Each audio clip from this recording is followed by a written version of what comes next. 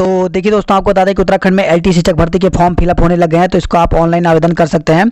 तो बिल्कुल आप इसको स्टेप बाय स्टेप जरूर देखिए और कोई भी गलती ना करें, क्योंकि अगर आप कोई भी गलती कर दें तो आपका फॉर्म रिजेक्ट हो सकता है।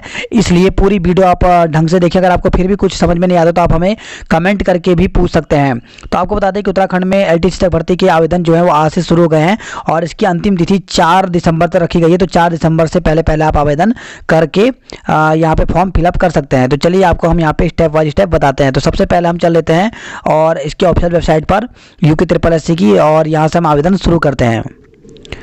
तो देखिए दोस्तों, सबसे पहले आपको गूगल में जाकर के UKSSC यहाँ पे टाइप करना पड़ेगा। जैसे आप UKSSC टाइप करेंगे तो इस प्रकार से इसकी ऑफिशियल साइट खुल जाएगी। यहाँ पे दिया रहेगा SSC.uk.gov.in। इस पर आपको क्लिक कर लेना है और जैसे आप क्लिक करेंगे तो इस प्रकार से ये पेज, आपका ऑफिशियल पेज जो है यहाँ पर खुल जाएगा। और यहाँ पर अगर आप देखते हैं तो स्टार्टिंग में दिया गया है कि सहायक अध्यापक LT के ऑनलाइन आवेदन हेतु यहाँ पे क्लिक करें। तो जैसे आप यहाँ पे क्लिक कर लेंगे तो आपको ईमेल ID पासवर्ड पूछ जाएगा। तो इससे पहले आपको ये रजिस्ट्रेशन करना जरूरी है। तो आपको यहाँ पे, क्योंकि आप न्यू कैंडिडेट हैं, तो आपको यहाँ पे कैंडिडेट रजिस्टर पर आपको यहाँ पे क्लिक करना पड़ेगा। तो यहाँ पर आप बताया गया कि आपको जो फॉर्म है वो 8 स्टेप में भरा जाएगा। पहला स्टेप में आपकी पर्सनल इन्फॉर्मेशन आएगी, सेकंड में एड्रेस डिटेल आएगा, थर्ड में अदर डिटेल आएगा, फोर्थ में क्वालिफिकेशन डिटेल, फिफ्थ में यहाँ पे वर्क एक्सपीरियंस, सिक्स्थ में यहाँ पे आपका सर्टिफिकेट और डॉक्यूमेंट अपलोड होंगे, सेवंथ में यहाँ पे LT का डिटेल आएगा कि आपका सब्जेक्ट क्या है ये पूछा जाएगा, और लास्ट में आपका रिव्यू होगा और इसके बाद फीस पेमेंट होगी। तो सबसे पहले यहाँ पे देखिए, पर्सनल इन्फॉर्मेशन में आपको यहाँ पे कैंडिडेट का नाम डालना है, यहाँ पे मोबाइल नंबर डालना है और यहाँ पे ईमेल ID डालना है। उसके बाद आपको जनरेट OPT पे क्लिक कर देना है। तो देख सकते हैं इस प्रकार से आप यहाँ पे कर सकते हैं, नाम डाल सकते हैं, आप यहाँ पे अपना मोबाइल नंबर डाल सकते हैं। उसके बाद आपको ईमेल ID डालना है। उसके बाद आपको यहाँ पे जनरेट OTP पे क्लिक करना है। जैसे आप इस पर क्लिक करेंगे तो इस प्रकार से यहाँ पे OTP पूछ जाएगा और आपको यहाँ पे 5 मिनट का टाइम दे जाएगा और आपकी OTP जो है वो आपके यहाँ पर अगर हम बात करें तो मैसेज में सेंड कर दी जाएगी। तो देख लेते हैं यहाँ पर हम। तो देख सकते हैं इस प्रकार से UKSSC ने आपकी मोबाइल पर मैसेज आएगा और इस प्रकार से OTP यहाँ पर भेज दिया जाएगा। तो ये देख सकते हैं यहाँ पे OTP है, इसको आप वहाँ पे फिलअप कर लेना है। तो यहाँ पर हम OTP डाल लेते हैं और इसको सबमिट कर लेते हैं। आगे बढ़ते हैं हम नेक्स्ट स्टेप की ओर। तो देखिए, जैसे हमने वहाँ पर OTP डाला तो इस प्रकार से ये पेज खुल जाएगा। पहला स्टेप यहाँ पे खुल गया है और सबसे पहले हम यहाँ पे पर्सनल इन्फॉर्मेशन यहाँ पर आएगा, तो इसको हम यहाँ पे फिलअप करते हैं। तो यहाँ पर आपके डिटेल यहाँ पर आ गया है, जो आपने नाम वहाँ पे डाला था वो आ गया, मोबाइल नंबर आपका आ गया और ईमेल ID यहाँ पर आ गया है। अब इसके बाद देखिए यहाँ पर नीचे पूछा जाता है आइडेंटिटी डिटेल में यहाँ पे आपका पूछाएगा कि आपके पास आधार कार्ड है। तो देखिए, अगर आपके पास आधार कार्ड है तो आप यहाँ पे सिलेक्ट पे जा सकते हैं। अगर आपके पास है तो यस कर दें, नो है तो ना कर दें। वैसे आपको आधार कार्ड नंबर डालना है तो यस कर दें। यहाँ पे आधार कार्ड नंबर में आपका आधार कार्ड नंबर आ जाएगा, आपके आधार कार्ड पे नाम क्या है वो आपका यहाँ पर आ जाएगा। इसके बाद देखिए जो नेक्स्ट है यहाँ पर वो है डेट ऑफ बर्थ। तो डेट ऑफ बर्थ यहाँ पे सेलेक्ट कर लेना है। यहाँ पर आपका डेट ऑफ बर्थ आ जाएगा और इसके बाद यहाँ पे दिया गया है कि एज 7/2020 के अनुसार जबकि आपकी जो एज है वो 21 से 58 साल होनी चाहिए। अब देखिए 58 इसलिए मांग गया कि बहुत सारे जो कैंडिडेट होते हैं जो कैटेगरी में होते हैं, जैसे अगर वो उनको छूट मिलती है। जैसे अगर हम बात करें यहाँ पे तो जो OBC के उनको 3 साल की छूट है, ST SC को यहाँ पे 5 साल की है। इसके अलावा जो ST SC और जो यहाँ पर फिजिकल हैंडीकैप है उनको 10 साल तक की छूट है। तो इसलिए ये डेट यहाँ पे 21 से 58 तक रखी गई है।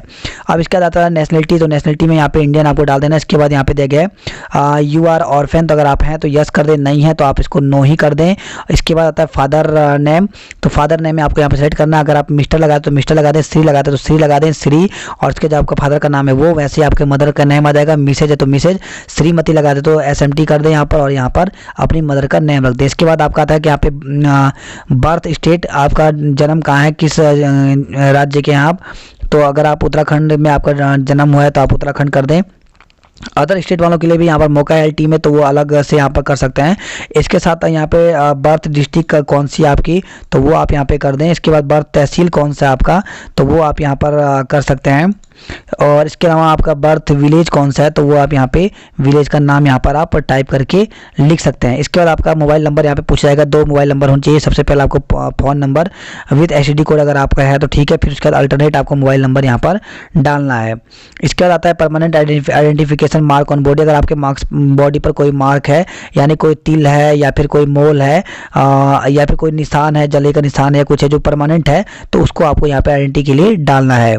इसके बाद बाद यहाँ पर अगर हम बात करें तो यहाँ पे आता है प्रेजेंट रेसिडेंटल एरिया, डोमिसाइल जो है वो कहाँ का है, तो वो आपको करना है प्लेन का है, हिल का है। तो अगर आप प्लेन में हिल में तो आप डाल सकते हैं, प्लेन में तो प्लेन डाल दें। जेंडर आपका कौन सा है, मेल फीमेल है क्या है, आप तो यहाँ पर डाल सकते हैं। इसके बाद आपकी शादी हुई है तो अगर आप मैरिड है तो यस कर दें, अनमैरिड है तो यहाँ पे अनमैरिड कर दें। तो ये ऑप्शन यहाँ पे 4 दिए गए हैं, तो यहाँ पे कर सकते हैं। इसके बाद आता है डोमिसाइल,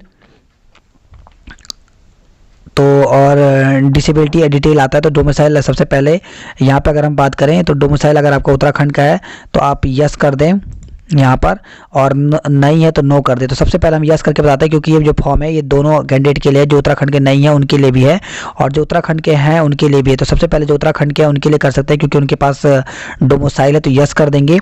तो जैसे ही डोमिसाइल यस करेंगे हम, तो यहाँ पे अगर हम बात करें तो आपका यहाँ पे डोमिसाइल का नंबर आ जाएगा। देखिए यहाँ पे पूछा गया है कि डोमिसाइल जो स्थायी निवास प्रमाण पत्र है उसका सर्टिफिकेट नंबर आपको डालना है, और इसके साथ ही इशू की डेट कब इशू हुआ था, 2011-12 कब हुआ था वो आपको डालना है। और इसके बाद यहाँ पर डिस्ट्रिक्ट कौन सा है, उसके बाद जो डेट है वो आपको यहाँ पे दोनों चीज़ डालनी है।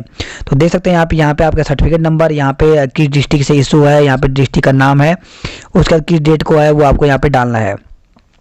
इसका आता है आप किस कैटेगरी से हैं, अगर क्योंकि आप अगर उत्तराखंड से तो आपको यहाँ पे कैटेगरी का फ़ायदा मिलेगा। तो अगर आप किस कैटेगरी से हैं, EWS के हैं, OBC के हैं, ST SC के हैं, तो ये आप यहाँ पे डाल सकते हैं। इसका सर्टिफिकेट नंबर आपको यहाँ पे डालना पड़ेगा, और सर्टिफिकेट इशूइंग डिस्ट्रिक्ट किस डिस्ट्रिक्ट से हुआ ये भी डालना पड़ेगा। अगर आप OBC से तो OBC डालेंगे जैसे, तो यहाँ पर आपका पूछा जाएगा क्रीमी लेयर है, नॉन क्रीमी लेयर है, और वैलिड कब तक है ये आपको डालना पड़ेगा। सर्टिफिकेट नंबर डालना पड़ेगा, और किस डिस्ट्रिक्ट से इशू हुआ है वो आपको डालना पड़ेगा।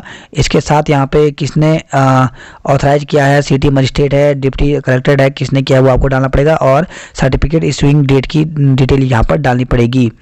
उसके बाद अगर यहाँ पर फिजिकल वाले के लिए है, यहाँ पर कोई सब कैटेगरी में है तो वो आप डाल सकते हैं नो है। अगर आप XRV में है तो यस कर दें, नहीं है तो नो कर दें, और फ्रीडम फाइटर है तो यस कर दें, वरना नहीं है तो नो कर दें। तो ये आप यहाँ पे दे सकते हैं, तो इस प्रकार से डाल सकते हैं। लेकिन जो अभ्यर्थी, जो कैंडिडेट अगर उत्तराखंड के नहीं है, केवल उन्होंने उत्तराखंड से 10-12 पास किया है, तो उनके पास उत्तराखंड के डोमिसाइल नहीं होगा, तो आपको यहाँ पे क्या करना है, इसको यस के जगह पे आपको नो कर देना है। तो यहाँ पे हम इसको नो कर देते हैं, और इसके बाद देखिए यहाँ पे जब जैसे आप नो करेंगे तो आपको यहाँ पे 10th और 12th आपको उत्तराखंड से होना चाहिए। तो आप लिख दें कि यहाँ पर उत्तराखंड से आपने किया है 10-12 तो यस कर दें। तो किस डिस्ट्रिक्ट से किया है वो आपको डालना है। उसके बाद नेम, आपका स्कूल का नाम क्या था वो आपको यहाँ पे टाइप करके लिखना है। और देखिए इसमें जो अदर स्टेट वाले हैं उनको कैटेगरी का फ़ायदा नहीं मिलेगा, उनको जनरल कैटेगरी से ही फॉर्म भर सकते हैं, क्योंकि देखिए इसके अलावा यहाँ पे कुछ भी ऑप्शन नहीं आ रहा। अनरिजर्व जनरल कैटेगरी से वो फॉर्म फिलअप कर सकते हैं। तो देख सकते हैं इस प्रकार से यहाँ पे जब आप इसको भर देंगे, इसके बाद आपको सेव और नेक्स्ट करना है। इसके बाद हम आगे बढ़ेंगे नेक्स्ट पेज की ओर। तो इस प्रकार से हमने पहला स्टेप यहाँ पे कंप्लीट कर लिया। अब सेकंड स्टेप में आपको एड्रेस डालना है। इसमें केवल एड्रेस ही आपका आएगा। तो देखिए यहाँ पे फ्लैट नंबर, रूम नंबर, जो भी आपका हाउस नंबर है वो आपको डाल दें। नेम ऑफ बिल्डिंग तो ये आप डाल सकते हैं। रोड आपकी कौन सी है, पोस्ट ऑफिस है नियर, वो डाल दें। एरिया कौन सा है, तो ये आप जैसे यहाँ पे डालते रहेंगे। यहाँ पर अगर आप सेम रखना चाहते हैं दोनों एड्रेस, तो यहाँ पे आपका अपने आप फिलअप यहाँ पर होता रहेगा। अगर आप दोनों एड्रेस अलग अलग डालते हैं, कॉरस्पॉन्डिंग एड्रेस अलग डालते हैं और परमानेंट एड्रेस अलग डालते हैं, तो यहाँ पे आप अलग डालते हैं एड्रेस और यहाँ पर अलग डाल सकते हैं। तो इस प्रकार से यहाँ पे पूछा जाएगा, एरिया पूछ जाएगा, लैंडमार्क पूछ जाएगा, आपका स्टेट पूछ जाएगा, स्टेट कौन सा है वो डालना पड़ेगा। इसके साथ आपको पिन कोड यहाँ पर डालना पड़ेगा। और अगर आपका जो नियरेस्ट पुलिस स्टेशन है वो आपसे यहाँ पे पूछेगा, तो ये आपको नियरेस्ट पुलिस स्टेशन डाल देना है। और इसके बाद यहाँ पे प्रीव्यू का ऑप्शन, अगर आपको पूरा देखना है कहीं गलती तो नहीं हुई है तो आप यहाँ पे देख सकते हैं, एडिट कर सकते हैं। अगर आपका सब चीज़ सही लगता है कि आपने सब एड्रेस सही डाला है, तो आपको अब यहाँ पर सेव एंड नेक्स्ट पर क्लिक कर लेना है। तो हम इस पर क्लिक कर लेते हैं और आगे बढ़ते हैं नेक्स्ट स्टेप की ओर। तो देखिए अब जो है नेक्स्ट स्टेप जो है यहाँ पर आपसे पूछेगा अदर डिटेल। अदर डिटेल में यहाँ पे पूछा गया है कि क्या आपका जो एम्प्लॉयमेंट ऑफिस है वो रजिस्ट्रेशन है उत्तराखंड के किसी भी डिस्ट्रिक्ट में। तो अगर है तो आपको यहाँ पे क्लिक करना है और यहाँ पर आप उसका डाल देना है। अगर आपको चमोली का है, बागेश्वर है, जो भी आपको सेलेक्ट कर लेना है तो आप यहाँ पे कर सकते हैं। इसके अलावा यहाँ पूछा गया है कि क्या आपका टेरिटोरियल आर्मी में अगर आप हैं 2 ईयर का एक्सपीरियंस है, तो अगर आप हैं तो यस कर दें, नहीं है तो इसको आप नो ही रखें। इसके बाद आगे जो है यहाँ पर पूछा गया है कि क्या आपको यहाँ पर ब्लैक लिस्ट किया गया है, यानी आपने कोई क्रिमिनल केस है आपका या पेंडिंग है, तो यानी किसी ने अगर कोई लड़ाई झगड़ा करता है या कुछ करता है कि कोई क्रिमिनल रिकॉर्ड है, तो आप यस कर दें, वरना नो ही इसको रहने दें। अब देखिए यहाँ पे जैसे अगर आप इसका डालते हैं एम्प्लॉयमेंट ऑफिस का, अगर आप जैसे यस करते हैं तो आपको यहाँ पे सब चीज़ डालना पड़ेगा। एम्प्लॉयमेंट एक्सचेंज रजिस्ट्रेशन नंबर डालना पड़ेगा, और ऑफिस कौन सा है एम्प्लॉयमेंट का ये डालना पड़ेगा। डेट ऑफ रजिस्ट्रेशन, कब आपने रजिस्ट्रेशन किया था, वैलिडिटी उसकी कब तक है वो भी आपको डालना पड़ेगा। तो सर्टिफिकेट में आपको पूरा डालना पड़ेगा, इसको फिलअप करना पड़ेगा। तो देख सकते हैं इस प्रकार से यहाँ पे फॉर्म फिलअप करना है। इसके बाद जो आता है यहाँ पे अदर डिटेल में, तो अदर डिटेल की अगर हम बात करें यहाँ पर, तो यहाँ पे पूछा जाएगा प्लेस ऑफ रेजिडेंट कहाँ है। इसके अलावा यहाँ पे एक डिटेल और भी है, यहाँ पे पूछा गया कि क्या आपने आपको कहीं ब्लैक लिस्ट तो नहीं किया गया किसी भी एग्जाम से, एसएससी के एग्जाम से या स्टेट पीएससी के एग्जाम से, बोर्ड किसी से रिस्ट्रिक्टेड तो नहीं किया, कोई चीटिंग करता है तो उनके लिए जिसको रिजेक्ट किया जाता है तो आप इसको नो ही कर दें। ये हमने यहाँ पे बताना आपको भूल गए थे, तो आप इसको नो रखें। इसके बाद अदर डिटेल में आपको यहाँ पे पूछा जाएगा कि प्लेस ऑफ रेसिडेंट, आप कैसे जगह रहते हैं, अर्बन में है, रूरल में है, शहर में रहते हैं, ग्रामीण में रहते हैं, तो आप यहाँ पे डाल सकते हैं अर्बन। तो इस प्रकार से हम डाल दें। इसके बाद आपने 10th क्लास कहाँ से की है, स्कूलिंग अर्बन से किया है, रूरल से किया है, यानी ग्रामीण से किया है या फिर शहर से किया है, तो आप डाल सकते हैं। टाइप ऑफ क्वालिफिकेशन कैसा रहा आपका 10th में, आप कैसा रहा, प्राइवेट थे कि रेगुलर थे, तो आप यहाँ पे डाल सकते हैं। फादर आपके का क्वालिफिकेशन क्या है, पोस्ट ग्रेजुएट है, यहाँ पे 10th पास है, 12th पास है, जो भी आपके फादर है वो आपको डाल सकते हैं। इसके बाद फादर का ऑक्यूपेशन क्या है, गवर्नमेंट एम्प्लॉइज हैं या किसान है, कुछ भी है, यहाँ पे सब ऑप्शन आ रहा है तो वो आप डाल सकते हैं। अगर गवर्नमेंट एम्प्लॉय है तो यहाँ पे गवर्नमेंट एम्प्लॉय डाल दें। मदर क्या है, तो मदर ग्रेजुएट हैं तो ग्रेजुएट डाल दें, और मदर अभी क्या है तो ऑक्यूपेशन क्या है उनका, तो अगर हाउस वाइफ है तो हाउस वाइफ डाल दें। और मोड ऑफ प्रिपरेशन, आपका मोड ऑफ प्रिपरेशन क्या है, सेल्फ स्टडी है या फिर आप कोचिंग सेंटर जाते हैं एलटी की तैयारी करने के लिए, तो ये आप डाल दें। अगर आप खुद तैयारी करें तो यहाँ पे सेल्फ स्टडी डाल दें। इसके बाद आता है यहाँ पे फैमिली एनुअल इनकम आपकी कितनी है, तो यहाँ पे देख सकते हैं इस प्रकार से लिस्ट है, 2.5 लाख से 8 लाख है, 8 लाख से 15 लाख है, तो ये आप डाल सकते हैं, तो ये भी आप यहाँ पर डाल दें। इसके बाद जब आप यहाँ पे फॉर्म को फिलअप कर देते हैं तो आपको यहाँ पे नेक्स्ट सेव और नेक्स्ट दिख रहा है, ये आप कर लें। इसके अलावा अगर आपको देखना है कोई डिटेल देखना तो प्रीवियस कर सकते हैं, इसमें आपको कोई भी गलती है तो आप उसको ठीक कर सकते हैं। तो यहाँ पे हम देख लेते हैं और हम इसको सेव और नेक्स्ट कर लेते हैं। जैसे आप सेव करते हैं तो अब आपके पास आता है 4th स्टेप, जिसमें आपको क्वालिफिकेशन डिटेल डालनी है। तो यहाँ पे क्वालिफिकेशन टाइप आपको डालना है, इसमें आपका 10th से लेकर के 12th, उसके बाद बीएससी या बीए है तो बीए कर लें, बीएससी। उसके बाद अगर आपने एमएससी एमए वगैरह भी किया है तो वो भी आप डिटेल डाल सकते हैं। तो क्वालिफिकेशन टाइप में आपको क्लिक करना है, ईयर आपने कौन से ईयर में किया, कोर्स का नाम क्या था, सब्जेक्ट आपके क्या क्या थे उसमें, ये आपको फिलअप करना है। स्टेट कौन सा था आपका, बोर्ड कौन सा था, उत्तराखंड बोर्ड था, सीबीएसई था, आईसीआईसी बोर्ड था, रिजल्ट स्टेशन में क्या है आपको ये भी डालना है, सीजीपीए में था, मार्क्स में था, कोर्स का ड्यूरेशन कितने साल का है। जैसे अगर हम बात करें 10th 1 साल का होता है, 12th 1 साल का होता है, बीएससी जो होते हैं 3 साल की होती है, तो वो भी आपको यहाँ पर डालनी है। रिमार्क में अगर आप कुछ लिखना चाहते हैं तो लिख दें, वरना इसको ऐसे ही छोड़ दें। रिजल्ट टाइप में यहाँ पे पूछाएगा तो वो आपको डालना है। तो इस प्रकार से देख सकते हैं यहाँ पर ये सबसे पहले एसएससी मैट्रिक हाई स्कूल का डालना है, फिर इंटरमीडिएट का डालना है, इसके बाद आपको ग्रेजुएट का डालना है, और उसके बाद आपका आएगा ग्रेजुएट में डिप्लोमा है तो डिप्लोमा डाल सकते हैं। ग्रेजुएट के बाद आपका बीएड का भी इसी प्रकार से फिलअप करना है। तो सब आपको यहाँ पे फिलअप करते जाना है और ऐड करते जाना है। जैसे आप यहाँ पे 10th का भरेंगे उसके बाद ऐड कर दें, फिर उसके बाद इंटरमीडिएट का भरना है, फिर ऐड कर दें, फिर ग्रेजुएट का भरना है, फिर ऐड करते जाएँ। तो इस प्रकार से यहाँ पर डिटेल यहाँ पर ऐड होती जाएगी। तो देख सकते हैं यहाँ पर कि जैसे एसएससी यहाँ पे हाई स्कूल जो है मैट्रिक है वो 2010 में किया यहाँ पर, और इस प्रकार से पूरा यहाँ पर डिटेल आप डाल सकते हैं। तो देख सकते हैं यहाँ पे रिजल्ट टाइप में यहाँ पे सीजीपीए में ऑप्शन है, अगर आप सीजीपीए में आपका मार्क्स आया था तो सीजीपीए में मार्क्स में तो मार्क्स में ये आप यहाँ पर डाल सकते हैं। तो जैसे आप यहाँ पे फिलअप कर लेते हैं उसके बाद आप ऐड कर लेते हैं तो यहाँ पे देखिए डिटेल आपके नीचे आती रहेगी। ये आपका हाई स्कूल का आ गया है, इसी प्रकार से यहाँ पे 12th का आ जाएगा, 10th का आ जाएगा, और इसके अलावा आपने अगर एमएससी किए तो एमएससी की भी डाल सकते हैं, और अगर आपके उसके अलावा पीएचडी यहाँ पे देखिए अलग अलग ऑप्शन है। इसके अलावा अगर आपने और भी कुछ कोर्स किया है तो वो भी आप डाल सकते हैं। ये देखिए यहाँ पे नीचे आता जा रहा है, हम यहाँ पे ऐड करते जा रहे हैं। तो यहाँ पे हाई स्कूल का भी आ गया है, 12th का भी आ गया है, और ये ऐड होता जा रहा है। जैसे आप ये सब ऐड कर देंगे तो उसके बाद आपको यहाँ पे नेक्स्ट पर जाना है। तो जैसे आप यहाँ पे पूरा फिल करते हैं तो उसके बाद आपको नेक्स्ट जाना है। नेक्स्ट जाने के बाद यहाँ पे आपका आ जाएगा 5th स्टेप आ जाएगा, जिसमें आपको वर्क एक्सपीरियंस यहाँ पर पूछा जाएगा। अब देखिए ये उनके लिए है जो अगर कहीं पर एम्प्लॉय हैं, यानी अगर कोई बहुत सारे ऐसे होते हैं जो प्राइमरी में टीचर होते हैं लेकिन वो बीच में बीएड कर लेते हैं और वो एलटी का फॉर्म भरना चाहते हैं, तो ये उनके लिए है। अगर आप एम्प्लॉय नहीं है तो आप सीधे नो करें और नेक्स्ट स्टेप पे यहाँ पे पहुँच सकते हैं। लेकिन हम उनके लिए बता रहे हैं जो एम्प्लॉयड हैं, कहीं जॉब कर रहे हैं, उनको यहाँ पे क्या करना है। तो अगर यहाँ पे पूछा गया कि आर यू एम्प्लॉयड, तो यस कर दें इसको। अब देखिए जैसे यहाँ पर आप नो और यस का ऑप्शन है, अगर आप एम्प्लॉय हैं तो यस कर दें, और उसके बाद आपको यहाँ पे डिटेल पूछ जाएगा तो वो आपको यहाँ पर भरना पड़ेगा। तो जो एम्प्लॉयज़ हैं उनको यस करना पड़ेगा और एम्प्लॉयज़ प्रेजेंट फास्ट यहाँ पे डालना पड़ेगा, एक्सपीरियंस टाइप पे डालना पड़ेगा। इसके अलावा यहाँ पे एम्प्लॉयर टाइप डालना पड़ेगा, आप किस में, सेंट्रल गवर्नमेंट में हैं, उत्तराखंड स्टेट गवर्नमेंट में हैं, किस में आप जॉब कर रहे हैं, और नेचर ऑफ एम्प्लॉयमेंट क्या है ये आपको डालना पड़ेगा, कब से कब तक आप जॉब पर हैं, नेम और पोस्ट, किस पोस्ट पर हैं आप, ये सब आपको यहाँ पर डालना पड़ेगा।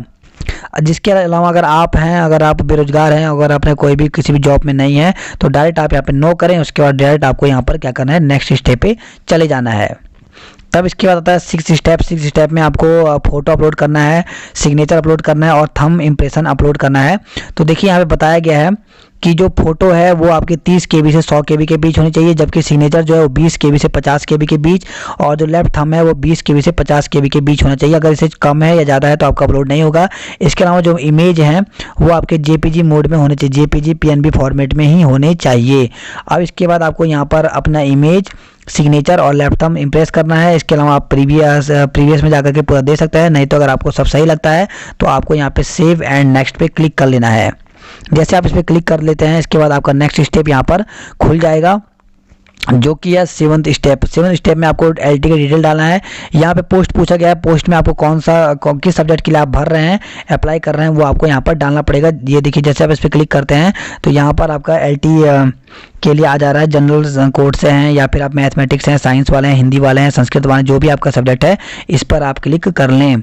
इसके बाद जैसे आप यहाँ पे क्लिक कर लेते हैं, इसको आपने सेलेक्ट कर लेना है। जैसे अगर आप साइंस वाले हैं तो साइंस सेलेक्ट कर लेना है। इसके बाद यहाँ पर लिखना है कि यहाँ पे पूछा गया कि are you elementary government teacher, अगर आप टीचर हैं तो सेलेक्ट यस करें, नहीं है तो नो कर लें। तो ये उनके लिए पूछा गया है।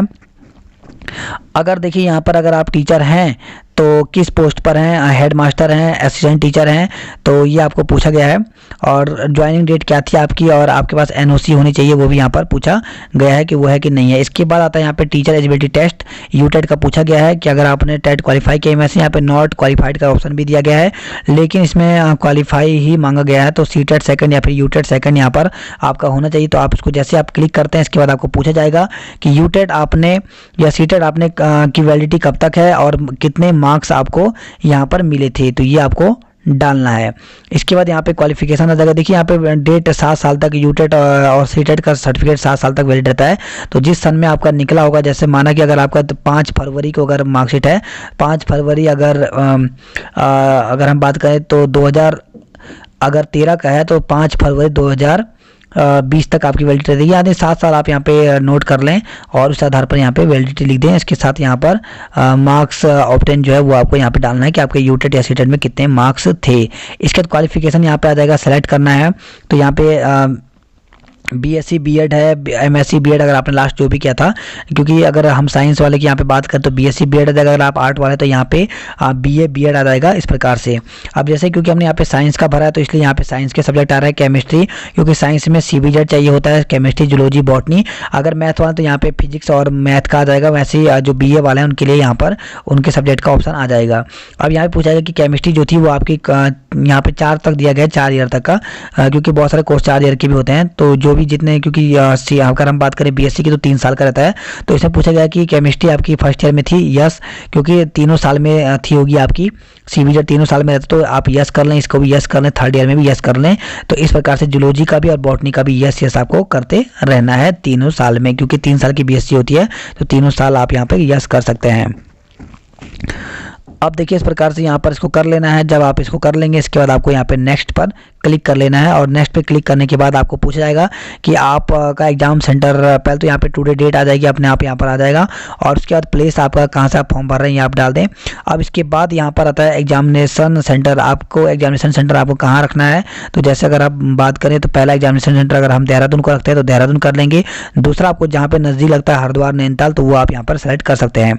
इसके बाद जैसे आप सेलेक्ट कर लेते हैं, इसके बाद आपको पेमेंट करना है, तो HDFC से कर सकते हैं या फिर बैंक ऑफ बड़ौदा, जो भी आपको यहाँ पे दोनों में 2 ऑप्शन दिए गए हैं, इनके पेमेंट के जो ऑप्शन है वो 2 हैं। तो हम बैंक ऑफ बड़ौदा पे क्लिक कर लेते हैं, और इसके बाद यहाँ पर नेक्स्ट करने के बाद यहाँ पे पूछा जाएगा कि आप कैसे पेमेंट करना चाहते हैं, क्रेडिट कार्ड से, डेबिट कार्ड से, इंटरनेट बैंकिंग से। तो आप यहाँ पे अपना कार्ड नंबर डाल दें और उसके बाद पेमेंट कर दें। जैसे ही पेमेंट कर लेते हैं आपका फॉर्म फिलअप हो जाता है। तो इस प्रकार से यहाँ पे हमने आपको पूरी इन्फॉर्मेशन दी फॉर्म फिलअप करने की। कोई भी आपको इन्फॉर्मेशन चाहिए तो आप कमेंट बॉक्स में पूछ सकते हैं और ऐसे ही आप step by step form fill कर सकते हैं। तो केवल आपको यही डॉक्यूमेंट लगेंगे, ऐसा यहाँ पे कुछ भी नहीं है। जैसे बहुत सारे जिस प्रकार से यहाँ पे पूछ रहा था कि डिग्री लगेगा या वो लगेगा, तो ऐसा कुछ तो यहाँ पर नहीं है कि डिग्री का यहाँ पे ऑप्शन लगाना हो। तो इस प्रकार से यहाँ पे सभी कैंडिडेट फॉर्म भर सकते हैं।